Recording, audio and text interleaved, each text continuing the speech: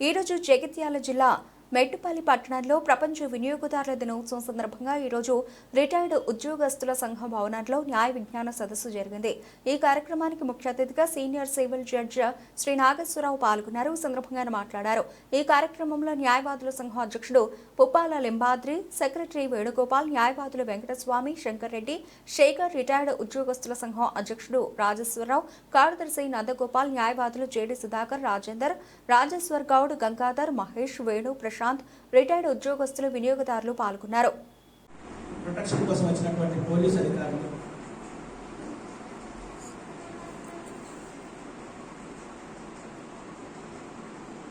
ఈ సమావేశంలో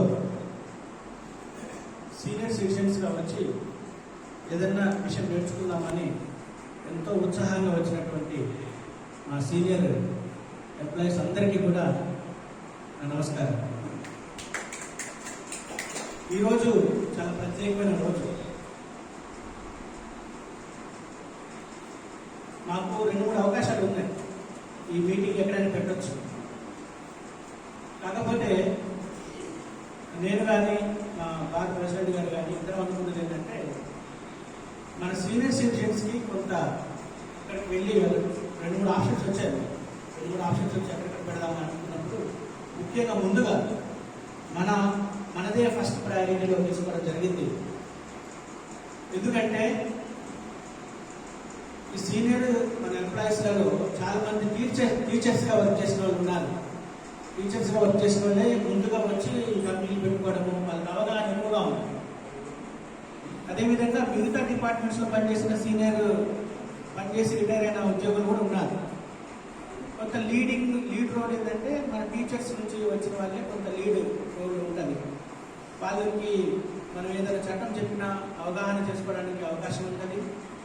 తర్వాత అదే చట్టాన్ని ప్రజల్లోకి తీసుకెళ్ళడానికి వారి ద్వారా తీసుకెళ్తే ఇంకా ఎఫెక్టివ్గా ప్రజల్లో వెళ్తుందనే ఉద్దేశంతో ముందుగా మన సీనియర్ ఎంప్లాయీస్ అసోసియేషన్ని మనం సెలెక్ట్ చేయడం జరిగింది. అయితే ఈరోజు యొక్క ప్రాధాన్యత ఏంటి, ఇంపార్టెన్స్ ఏంటి? ఈరోజు ఇంపార్టెన్స్ ఏంటంటే వరల్డ్ కన్స్యూమర్ డే అని, అంటే ప్రపంచవ్యాప్తంగా కన్స్యూమర్స్కి సంబంధించిన ముఖ్యమైన రోజు. అందులో భాగంగా మన భారతదేశంలో కూడా మనము ఈ కన్స్యూమర్ ప్రొటెక్షన్ గురించి ఆలోచించాము.